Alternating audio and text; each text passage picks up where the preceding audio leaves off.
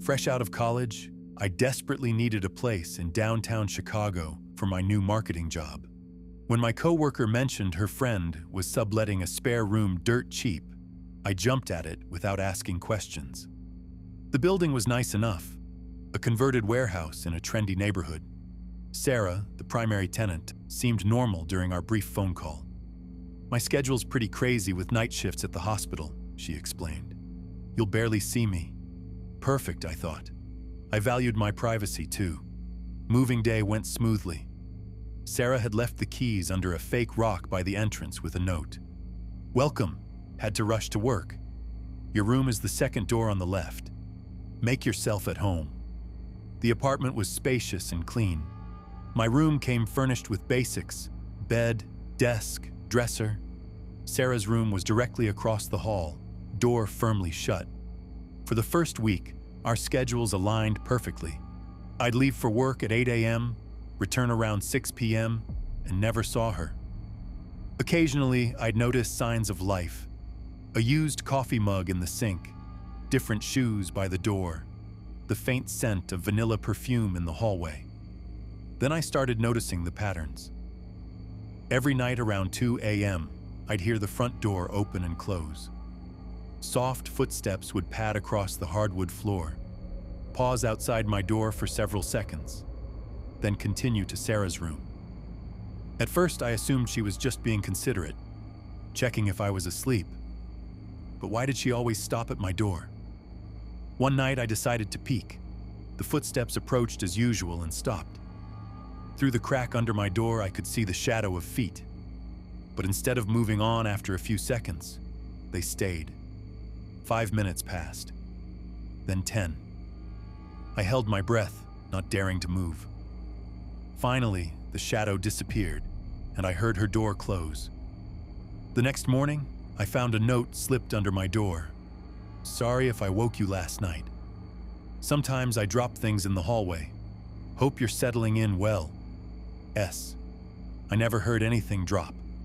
Over the next few days, the pauses grew longer.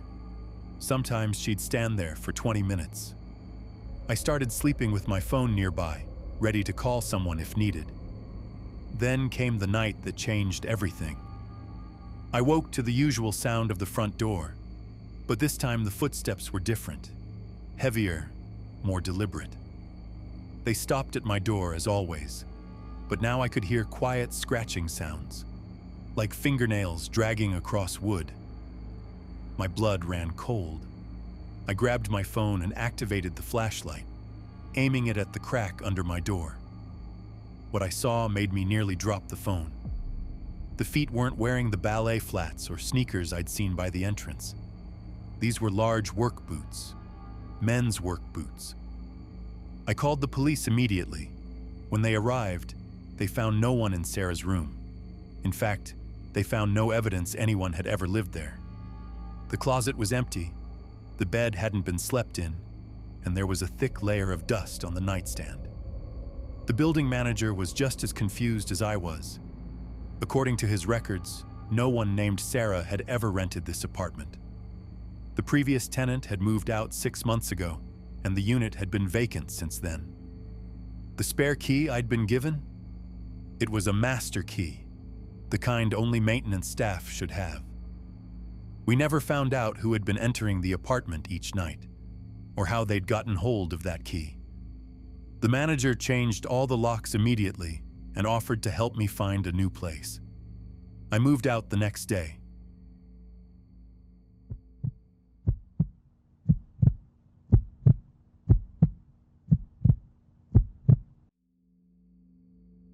Moving back home after college wasn't exactly my dream scenario, but with student loans crushing me and a dead-end retail job barely covering gas money, I needed something cheap and close to work.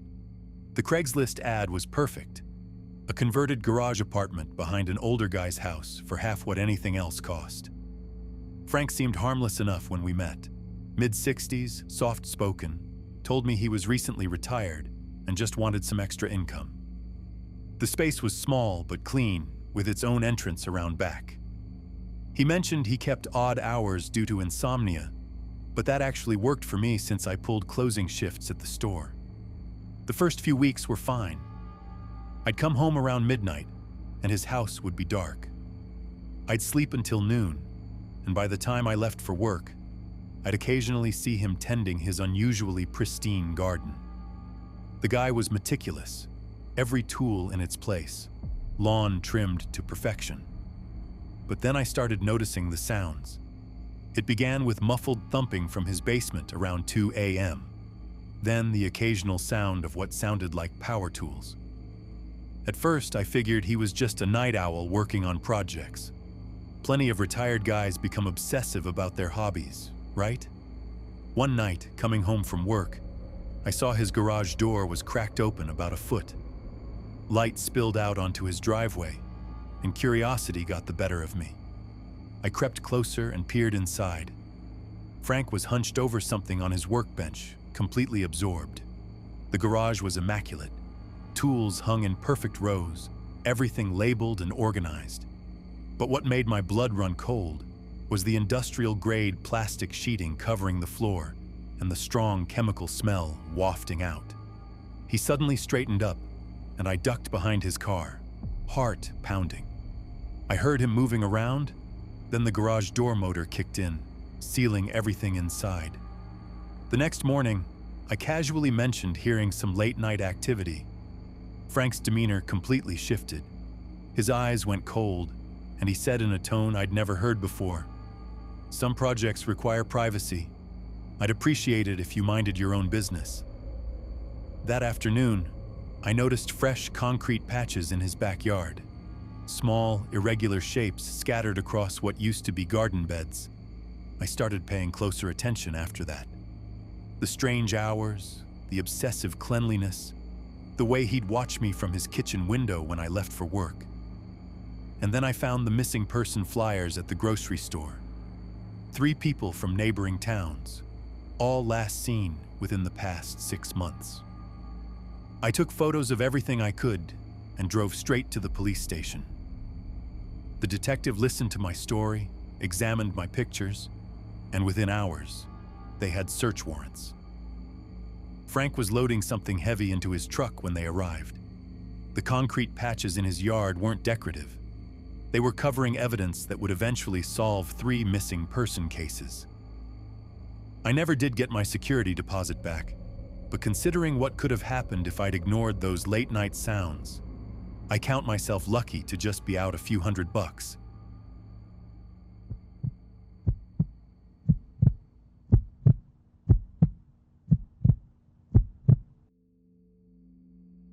When I moved into my first apartment off campus, I was excited to finally have some independence. The place was cheap, which should have been my first red flag. My roommate Mark seemed normal enough when we video called before I moved in. Quiet, studying pre-med, said he worked nights at the hospital as a janitor to pay for school. The apartment was small, just 2 bedrooms sharing a thin wall. Mark had already been living there for months, and his side was organized, almost obsessively so. Every book perfectly aligned, clothes folded with military precision. He even had his cereal boxes arranged by height. "I work nights," he told me flatly on move-in day, "so I sleep during the day, try to keep it down."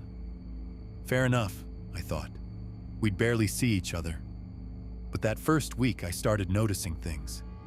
My shower gel was running out way too fast. Items in my room were just slightly off. My desk lamp angled differently. Books not quite where I left them. When I asked Mark about it, he just shrugged. "Maybe you're more tired than you think."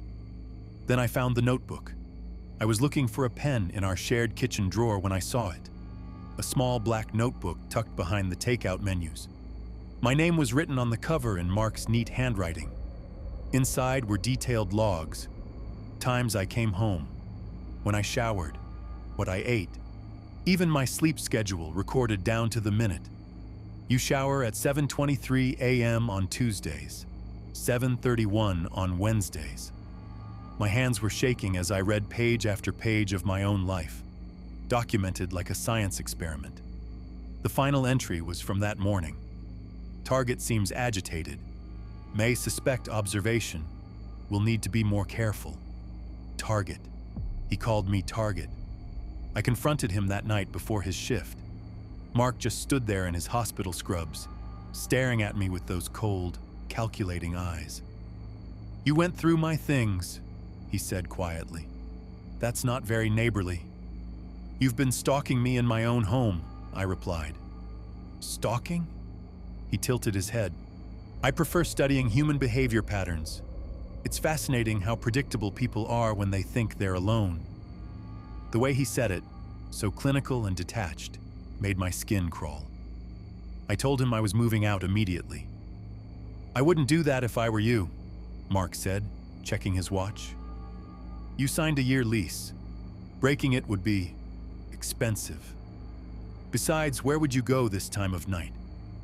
He left for work with that same unsettling calm, like nothing had happened.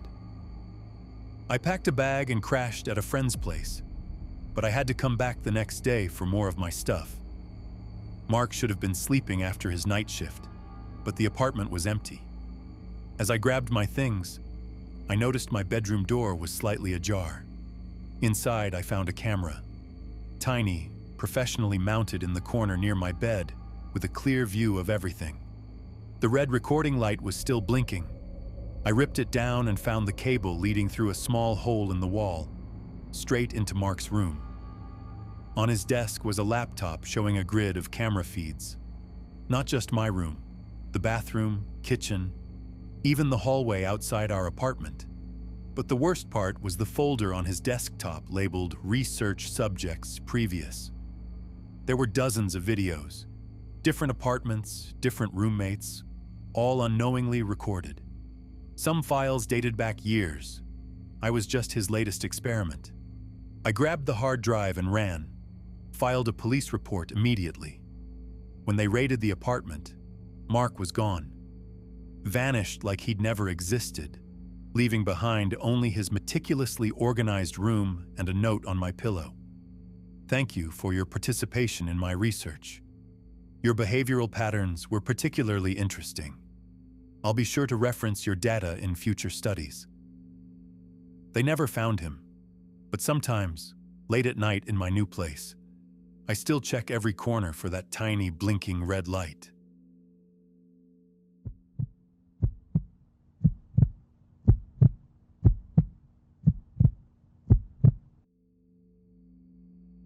I thought finding a cheap room near campus was a blessing, until I met my roommate.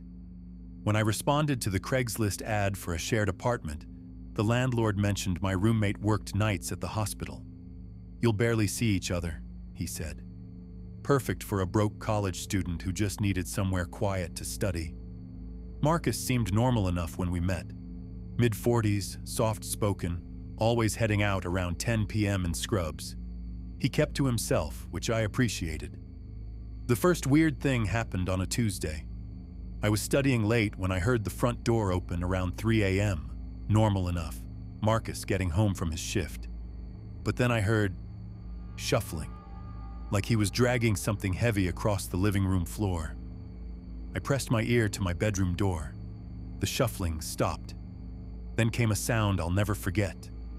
A low, rhythmic tapping. It went on for maybe 10 minutes before I heard his bedroom door close.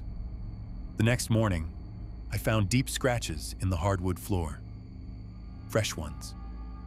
"Oh, those," Marcus said when I asked, barely looking up from his coffee.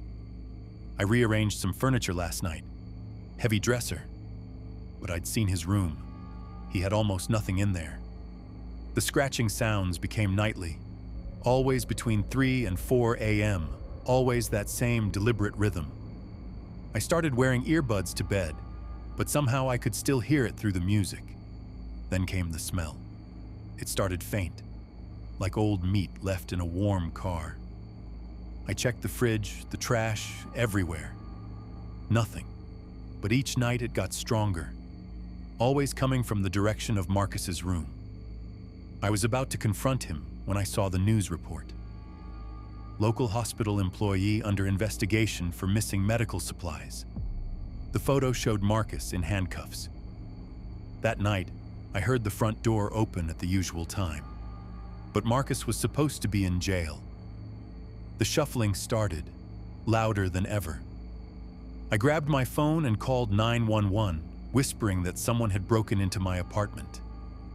The tapping began right outside my bedroom door, that same rhythmic sound I'd heard every night. Police arrived within minutes. I heard shouting, then silence.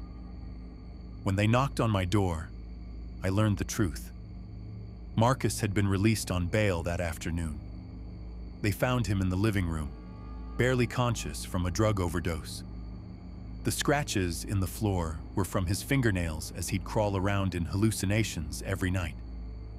The smell was rotting food he'd been hoarding in his room during his psychotic episodes.